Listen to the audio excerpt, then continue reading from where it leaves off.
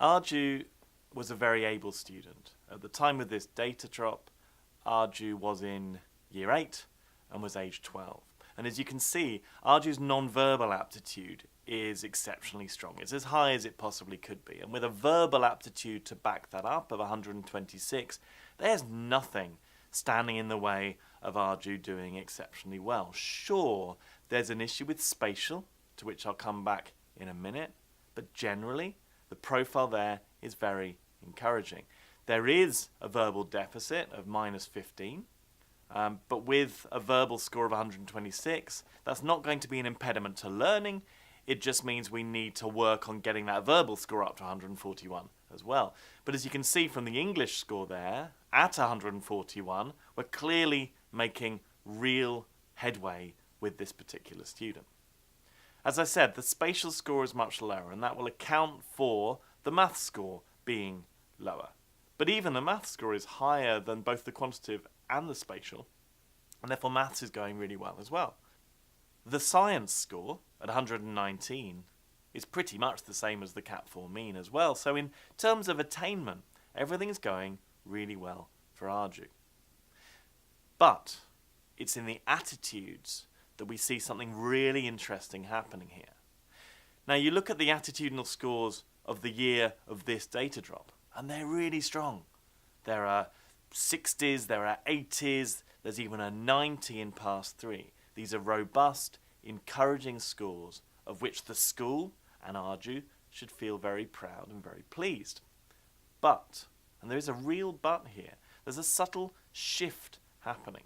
So whereas the majority of those scores have improved dramatically from the previous year, a couple of them are less robust, and indeed pass 7 has gone down. Now if we go back a year and you see the scores that clearly existed for Arju in terms of her attitudes the previous year, there was a real issue there. This was a child who, despite the fact that she was very able and that she was doing very well, she was not happy in school at all. And what we realised was that she, as a really able student, in a year group where her ability was far beyond the majority of the rest of the year group, she was feeling bored.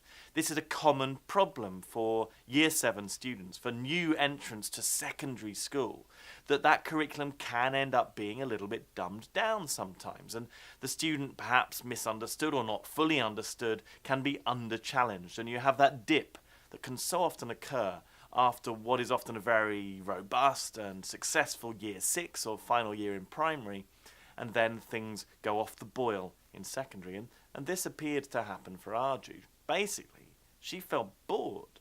She wasn't given that stretch and challenge she needed, so she switched off, and her attitudes to learning and to school, and indeed to herself in some respects, really started to suffer. The school realised this. Because of this past data, the school started to shift the challenge for her within her class and make things so much more difficult, and she lapped this up. It meant that her feelings about school rocketed to 85. Her other scores all went up to really, really healthy levels. Her attitudes to attendance went up to 88. This was now a student in year 8 who was loving school because school recognised that she needed stretch. But then look at past 7, confidence in learning. What we realised then was because the challenge was being piled on, the spotlight was then on Arju every single lesson. With regard to her peers, with regard to her teachers, everyone was looking at Arju. And not in a hostile way or an uncomfortable way, but for her, it created a fear of failure. Because everyone was looking at her, she didn't want ever to get something wrong.